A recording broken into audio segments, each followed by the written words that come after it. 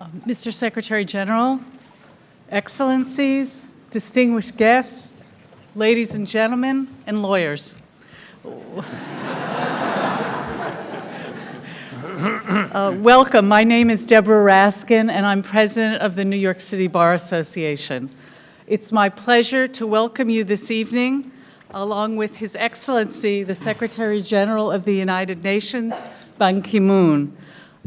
We apologize for the delay. I think Mr. Secretary General has had to fight off all kinds of traffic on 42nd Street, but did an excellent job of fighting his way through, so we appreciate that. Thank you to the members of the City Bar's UN Committee, and in particular to Michael Cooper, who worked so hard to organize this event tonight. I would also like to welcome Bonian Gul Mohammadi. How'd I do? Pretty good. Okay. Secretary General of the World Federation of United Nations Associations, our co-hosts for this evening. In addition, I'm so glad that we have here with us this evening many esteemed representatives from the legal community, including members and leaders from the International Bar Association, the American branch of the International Law Association, the ABA's section on international law, the American Society of International Law, the Foreign and International Law Committee of New York County Lawyers, and the Law Society of England and Wales. I think we've got world experts here. This is pretty exciting. We're also pleased to have with us a number of legal advisors from various country missions to the United Nations, along with members of the UN's legal staff, dozens of law students and law professors from universities around New York, as well as judges, dignitaries, City Bar members, and friends. Indeed, Mr. Secretary General, it's fair to say that you have before you tonight a diverse audience representative of the broader legal community. We are so honored to have Secretary General Ban Ki-moon with us this evening. The last UN secretary to have visited the City Bar, to have visited this house, was more than 50 years ago, and it was Acting Secretary General U Thant, who in 1962 commemorated Secretary General Dag Hammarskjöld's life by speaking here on the importance of the UN in world affairs, as well as on the need to prevent war, a goal that can only be achieved with the cooperation of all countries and the need for recognition of human society. Secretary General U Thant spoke of world peace through world law, and the City Bar has not forgotten that call. I would like briefly to highlight some of the recent work of the City Bar's UN Committee and our pride in its work. Since the beginning of 2016, the committee has worked on a number of programs to support the UN's development agenda, as well as its humanitarian and human rights goals. An event earlier this month highlighted the 60th UN Commission on the Status of Women and brought together people to talk about legal obstacles that women face in achieving the Sustainable Development Goals. Last week, we hosted a discussion with a member of the New York Times editorial board and a renowned international judge to consider the current refugee crisis stemming from Central America. In addition, the UN committee created a citywide task force chaired by Ulysses Smith to support the selection of the next Secretary General. A website was created to profile the candidates in an in-depth and independent manner, so to promote good government principles and a transparent, accountable, and participatory selection process. I look forward to listening to our current Secretary General, Ban Ki-moon's remarks, and thank him for joining us this evening. To introduce the Secretary General, I will invite to the podium Michael Cooper, the Managing Director of Plowshare Group, Chair of our UN Committee, and Fighter for Peace.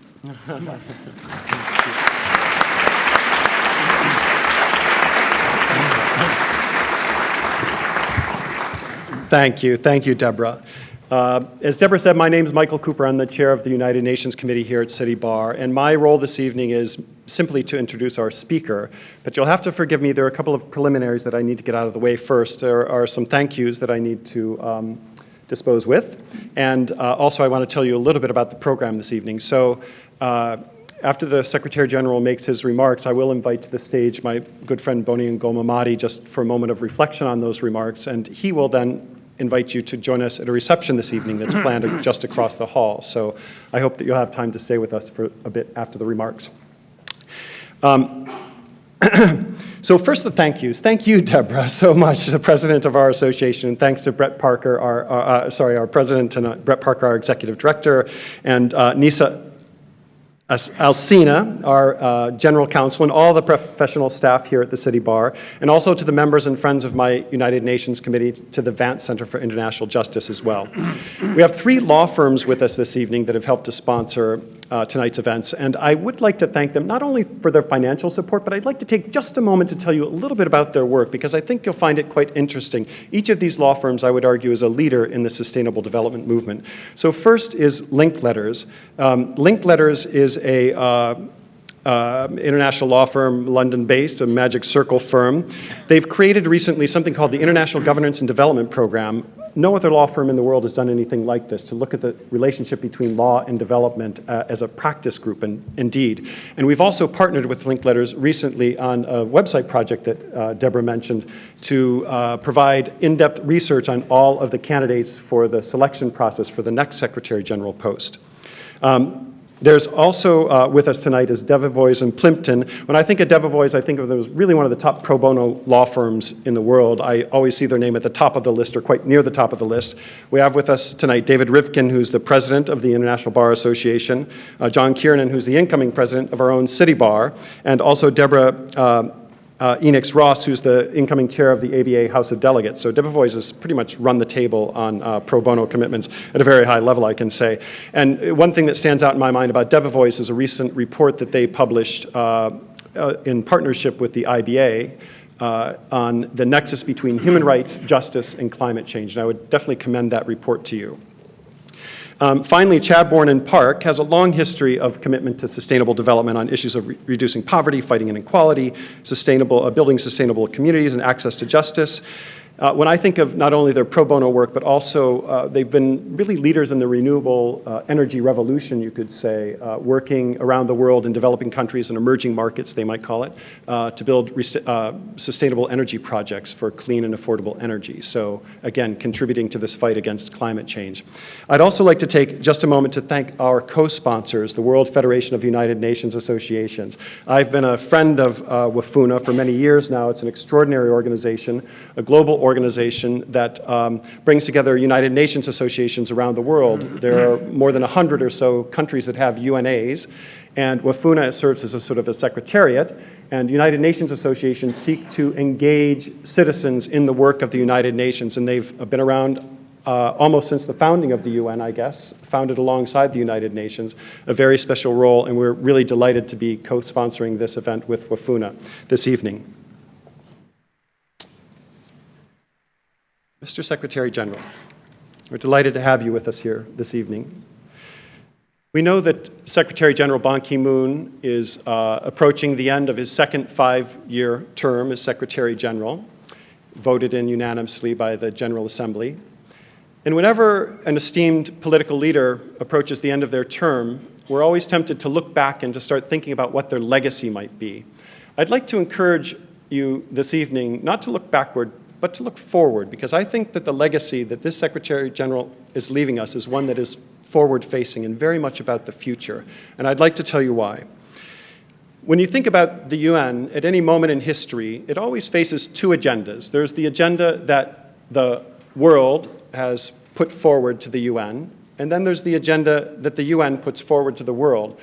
So for the agenda that the world puts forward, those are the things that happen in the world. It's the Spring Awakening, it's the war in Syria, it's the Ebola crisis, it's the earthquake in Haiti or in Japan, Fukushima, all of these things. When I think of the agenda that the UN puts forward for the world, It's something quite different. And I think this particular Secretary General has really shown a great deal of leadership on that account. There are 5 quick things that I'll mention. First of all, on the issue of climate change, probably the biggest issue facing humanity today. He led the way by establishing the Climate Change Summit in 2007, which really set the stage for political dialogue. And I think things have come really to fruition in Paris last December with what we call the COP22, the meeting of the state parties, essentially. And I think we all saw that there was a breakthrough there. And finally, we have this feeling that maybe there's a framework that's been set for the future, a hope that we can find a way to solve this climate change problem. The second thing I think of is his reform work at the UN and the fit-for-purpose efforts that he's made to really make sure that that agency is prepared for the challenges that are coming at it in the future.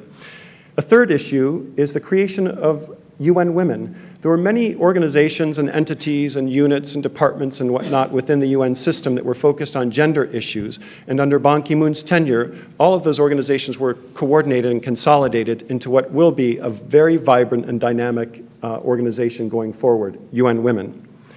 I think also of the World Humanitarian Summit and his work on the humanitarian agenda.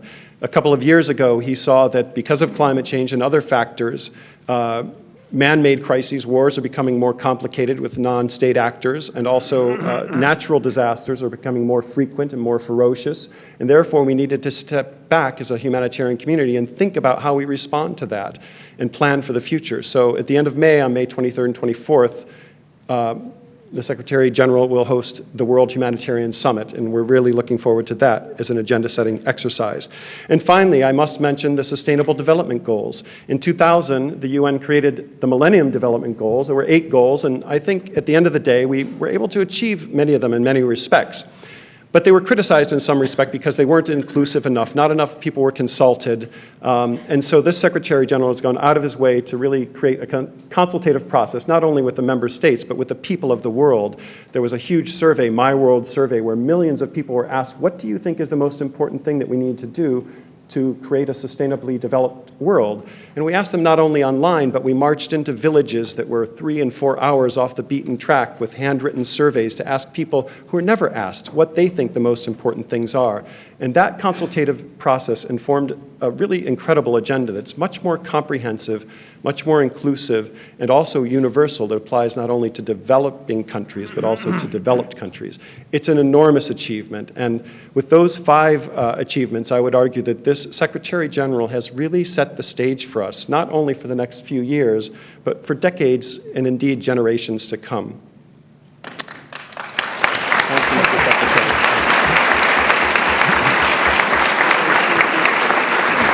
Yes. It is my pleasure now to invite to the microphone His Excellency, the 8th United Nations Secretary General, Ban Ki-moon. Thank you.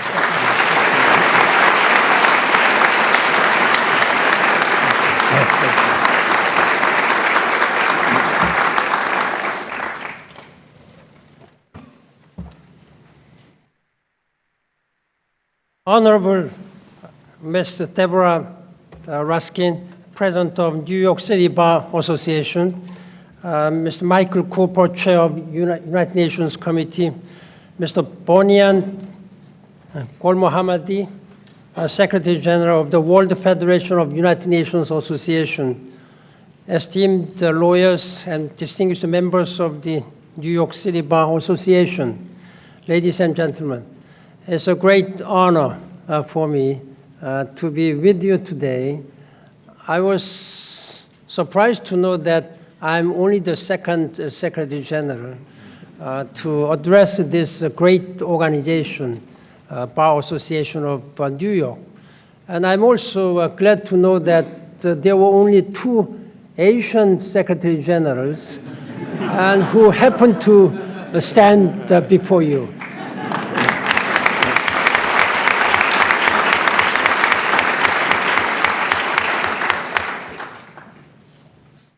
Again, I feel always I become small when I stand before or meet the lawyers or judges.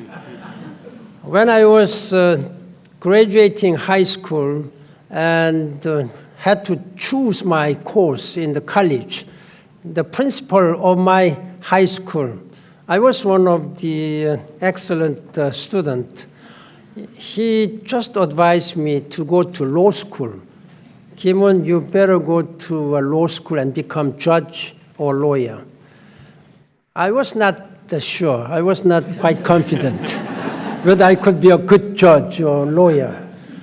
It was a very high competitive. So instead of going to compete with so excellent students all around the country, I chose a little bit softer course, Department of International Relations.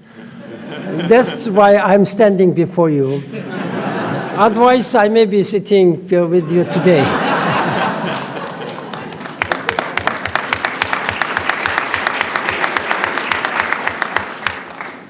I don't know whether my choice, my decision was the right one or not, but it is too late, even though I might have made the mistake at the time. It's too late. I'm just closing to my end of 10-year mandate, so December 31st will be my last day as a Secretary General. In any way, I'm honored to serve this great organization, upholding human rights and making this world where rule of law, human rights, and human dignity is respected.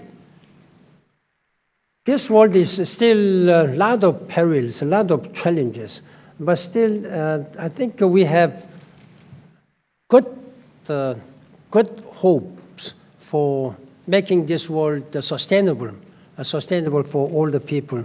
And this is what I'm going to discuss with you, share my thoughts based on my experience during last 9 and some months, how legal community, lawyers, and the rule of law and human rights can really help United Nations goals and principles enshrined in the Charter of the United Nations.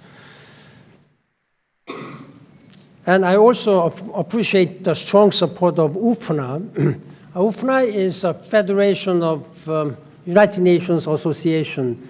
In the United States, at least there are about 140 associations. When you go to San Francisco, Los Angeles, or Chicago, Boston, or elsewhere, you will find United Nations Association of America in Chicago, in Los Angeles, in New York. We really appreciate. When you go to Korea, there is a United Nations Association of Korea, Japan. So all around the world, there are several hundred associations. These are the strength and sources of our strength. And without such a support, I cannot do it properly, and United Nations cannot do it alone. And I really appreciate UPNA's strong support on the work of the United Nations. And I'm also especially grateful that you have joined forces with the New York City Bar Association. And I hope there will be a stronger partnership and coordination and cooperation between UPNA and New York City Bar Association. All of its members can also help advance the mission of the United Nations to secure justice and rule of law. This is absolutely integral to securing lasting progress and establishing peace in the world. United Nations member states have recognized the inextricable links between peace, justice, human rights, and development. In our new ambitious and far-reaching plan to end poverty and to establish security on a healthy planet. That is what Mr. Cooper has just introduced, 2030 Agenda for Sustainable Development, aiming by 2030. The world leaders have adopted September last year to make this world better for all, 17 Sustainable Development Goals. It covers all spectrums of our world, including this planet Earth. Among 17, there are very important goals, but there is goal 16. Goal 16, that is something which really is relevant to your work. There's making harmonious society where rule of law prevails and human rights is respected. This is very important one. Of course, there is another goal, climate change. Member states have been working in two broad tracks. One is a sustainable development side. Another one is climate change track. Climate change has had a different negotiating process, and sustainable development goals, including all this climate change, has been making one broader negotiation process. September last year, December last year, member states very encouragingly were able to agree on these two broad visions and commitment that we are very much grateful and encouraged. And I'm also proud that it happened during my time as a Secretary General. I have spent all my time and efforts to make this climate change agreement happen, adopted. Was very fortunate, and I'm relieved and encouraged that we were able to finish this decades-long climate change agreement. Next week, Friday next week, we are going to have a signing ceremony. One may think that what is so important to have a signing agreement? Lawyers, when you don't sign this document will not be effective. That's what we are going to do. More than 160 countries will be represented and signing, and I think we will be able to break a world record. When the UN adopted United Nations Convention on Law of the Sea in 1984, there was a signing ceremony, and in one day, 119 countries came and signed. That record has not been broken until now, because when a treaty or agreement is open for signature, it takes years. It takes years. But my ambition is that to sign as many countries as possible in one day and try to get it ratified as soon as possible. If possible, by the end of this year, but I'm not quite sure, but that's my ambition, to make this climate change agreement effective. But I think it can be done, if not by the end of this year, very soon. And that is my strong commitment. And I'd like to make sure that this climate change agreement is effective and rolling, so that my successor can really build upon this. Sustainable development goals starts from all this poverty eradication. MDG first goal was also poverty eradication. So our theme is that first we have to make sure that among 7 billion people, there should be nobody who is starving because of poverty. So we are making sure that by 2030, there will be no abject poverty. That's a very important goal. The philosophical theme is that leave no one behind. By 2030, everybody should be on board, on sustainable path. That's our two broad theme. Ladies and gentlemen, every day I see the global threat we face and remarkable people forging shared solutions. This year, I have already visited a number of countries, difficult security environment, including Iraq, South Sudan, Democratic Republic of Congo, Burundi, you name it, all the places I have been going there. In these and other places, we see the dangers of a breakdown in our common normative framework of international human rights, humanitarian, and refugee law. This erosion has forced families to make terrible choices. Do they stay and risk getting killed? Or do they leave? Do they have to leave, risking dying in a dangerous journey? And even if they manage to arrive in safe countries, they may not be safe from bigotry and violence. The televised brutality, unspeakable brutality by Daesh, ISIL, or Boko Haram, or Al-Qaeda, Al-Shabaab, all these atrocities are rampant in conflict areas. Whole populations are deeply traumatized. The United Nations is working to make a difference in people's lives around the world.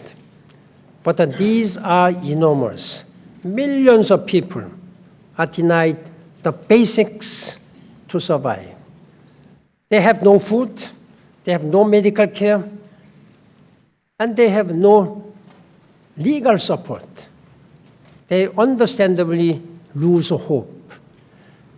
I myself grew up in wartime Korea. When I was just 6 years old, in 1950, Korean War broke out. I had to flee with my family. I didn't know what the war was. I was so young, but I knew that I was hungry. I knew that I saw that my parents were running here and there to get something to feed their children. Therefore, I belong to a generation who knows what poverty and danger and violence and war. It was United Nations at that time, particularly United States. They sent large number of troops, and they sent all humanitarian assistance, starting from food, milk, water, and clothing. I'm still remembering that whatever we were wearing at that time, men and women, young and old, we were distributed all these used clothes, well washed, folded, and American people were sending all their clothes to Korean people. And UNESCO, UNICEF, they were sending textbooks and even toys. I'm a United Nations boy. Whenever I travel around the world in conflict areas, like Syrian refugee camps, we have 60 million refugees around the world. And that's the most number of refugees since the end of Second World War. Only during the Second World War, there were more than 60 million refugees and displaced people. But after 70 years, where seemingly we are living in an affluent society, that we have so many refugees and displaced people who are fleeing their homes like I did almost 70 years ago, 65 years ago, fleeing their homes, countries. This is a real problem. This massive global movement of refugees and migrants, particularly sweeping European continent, that has emerged and surfaced as one of the very serious problems. It's not the challenge is not the number. Now at this time, I'm saying that I'm talking to European leaders and world leaders. The challenge is lack of solidarity. It's not the lack of money or resources. I think we can manage if there is a political will, if there is a compassion for others. This is the same spirit of solidarity that can be found in Sustainable Development Goals, which I have just introduced. These goals really represent a major breakthrough. Especially, it calls for promoting peaceful and inclusive societies where all people have access to justice with effective, transparent, and accountable institutions. In that regard, I am very much grateful, and you have a very clearly important role to play as lawyers. As I said, world leaders recognized in Goal 16 that lasting progress demands the rule of law, access to justice, and solid institutions. It requires legal frameworks that provide for equal access to land, property, financial services, and other basic commodities. People need recourse to address harm to the environment in their communities and corruptions or discrimination in public services. This is more than a matter of justice. It's also essential for economic development.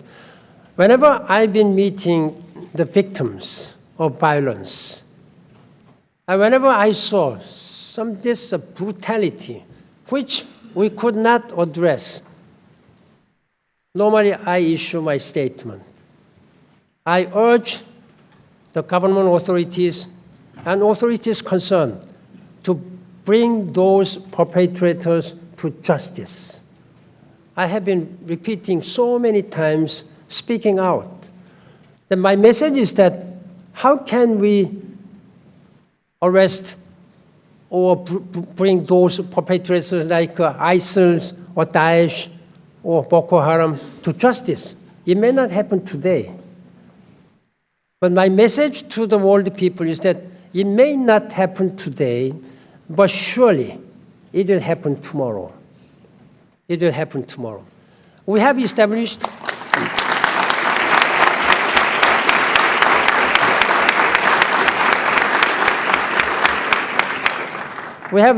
International Criminal Court. And of course, we have ICJ, but that's the principal justice body, charter organization of the United Nations. But after that, we established International Criminal Court.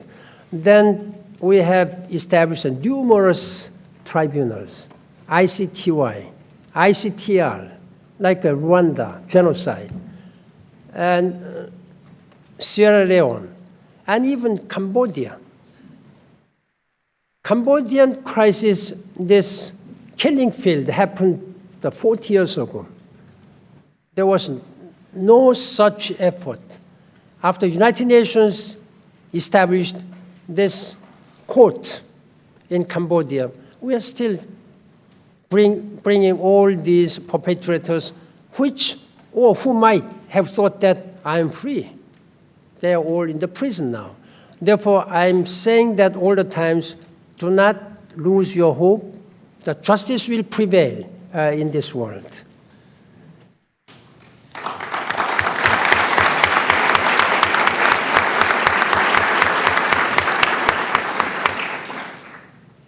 Esteemed lawyers, ladies and gentlemen, everyone knows that in today's world, we are more connected than ever before. I'm calling for people to become more united as well. It's not enough to be able to reach millions of people with a click. We also need to reach across divides and forge a common purpose. That is why when we started negotiating these Sustainable Development Goals, we conducted the biggest public consultation in United Nations history. We engaged with the young people, and we used this My World survey. We reached out at least 8 million people through our website. Our question was simple: what kind of world do you want? And we got all the answers back, and of course we tried to all compile and analyze and categorize, and I submitted to the member state. And that is what we have 2030 Sustainable Development Agenda. They have expressed their views, their wishes their aspirations, and their challenges. And these are 17 goals. I hope you will read this very carefully. And if we are able to implement by these 17 goals, I'm sure that we will be able to live in a much, much better world. Each of you can contribute by holding your governments, United Nations, your community leaders accountable for delivering our promises for people, planet, and prosperity. Next, ladies and gentlemen, next week I will travel to The Hague, next Monday, to commemorate the 70th anniversary of International Court of Justice and to inaugurate permanent premises of the International Criminal Court. We have a very important achievement psychologically. When ICC was established, about 10 years, ICC was not been able to make a real impact. But now, with all these perpetrators being referred to, prosecuted by ICC, all these leaders in the world who might have some ideas of committing something or doing something, then they may have to think twice before they really try to do something. These courts are a source of hope for victims, that justice can be served, and the symbol of international resolve and solidarity. The Hague is our capital of international law and justice. This cause can also be served in every corner of the world. I urge all of you to be part of the global push by the United Nations to achieve justice and usher in a new future for the planet and all the people. If we just watch the news, we may feel like there has never been a more dangerous time for the world. But one can easily be overwhelmed by the daily headlines: atrocious terrorist attacks, devastating disasters, deadly diseases. The United Nations is leading the response to save lives today. At the same time, far from the headlines, we are shaping a better future for tomorrow. Last year's breakthrough agreements proved the power of multilateralism. More and more people appreciate the need for global cooperation, and they understand that the United Nations is the best forum to generate global solutions. As a Secretary General, having served almost 10 years, I am very much conscious of concerns or criticism about the United Nations. Somebody questioned relevance of the United Nations. Is United Nations relevant in this 21st century, while we have not been able to address all these issues like Syria, all the burning fires? But we are working very hard. And my answer to that questions or criticism is that if there is no United Nations today, the world must have been much, much more bloody and much more tragic and catastrophic. And United Nations, with the strong support and leadership of the United States, particularly, we are making surely great progress in terms of management reforms, in terms of strengthening our capacity to address conflict issues and development issues and human rights issues. This is what we are doing. But United Nations cannot do it alone. United States cannot do it alone. However powerful, resourceful one country may be, like the United States, we need to have all the countries, all the people work together. All the hands should be on deck together. And I'm committed to leading the United Nations to rise to this moment in history. And I count on your strong engagement and support. And thank you very much for your attention. Thank you.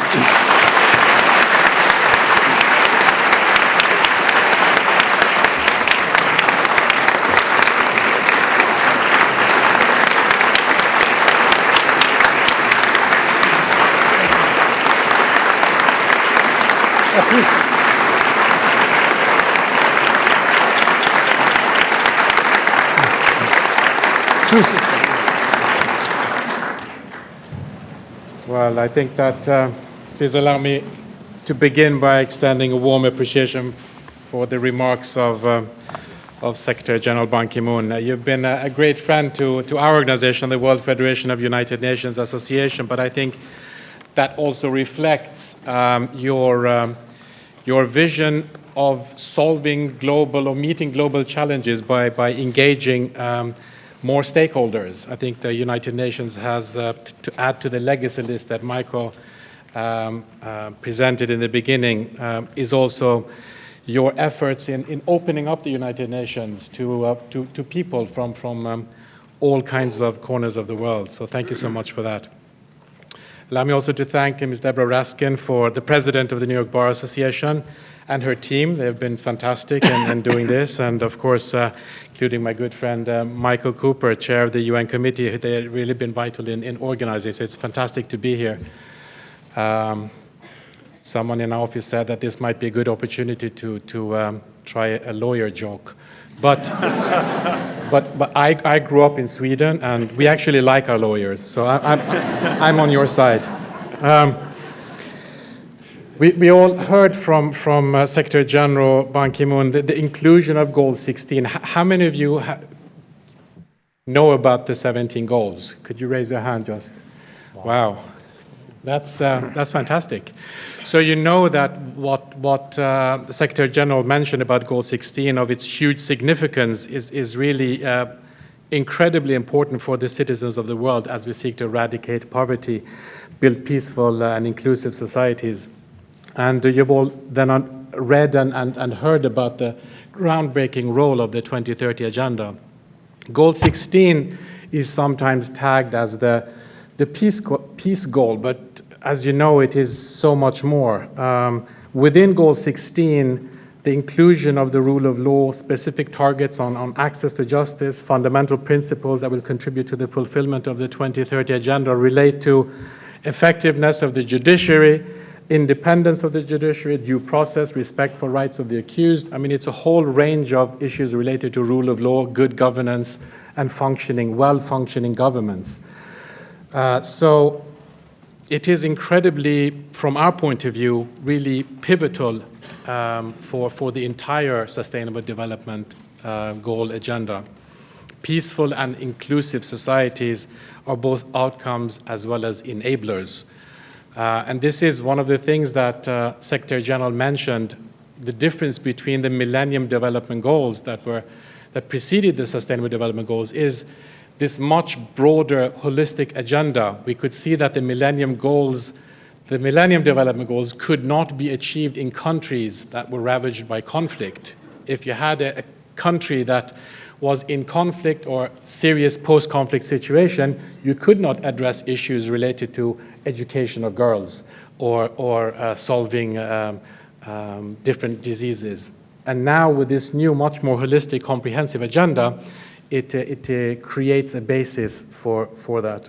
In better functioning environments, the government is more inclusive of different groups in society and more responsive to the needs of the population.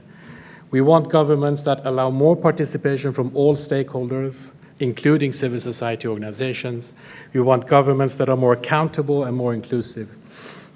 And this is one of the many roles for Goal 16 within the wider Sustainable Development Agenda. And it's an opportunity for the entire international community to really and truly leave no one behind, which is the theme of this year's high-level political forum that will take place here in New York in July.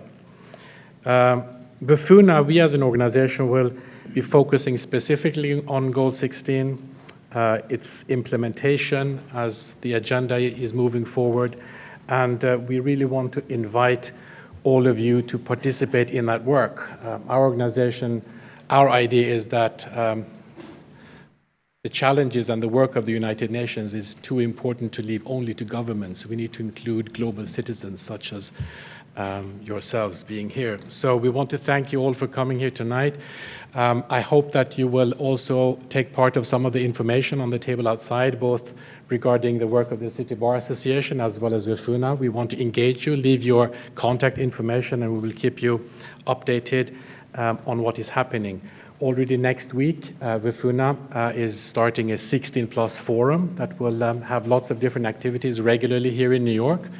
We want to invite all of you to participate in that and to explore how you can get engaged in the work of the United Nations as the Secretary General encouraged you to do.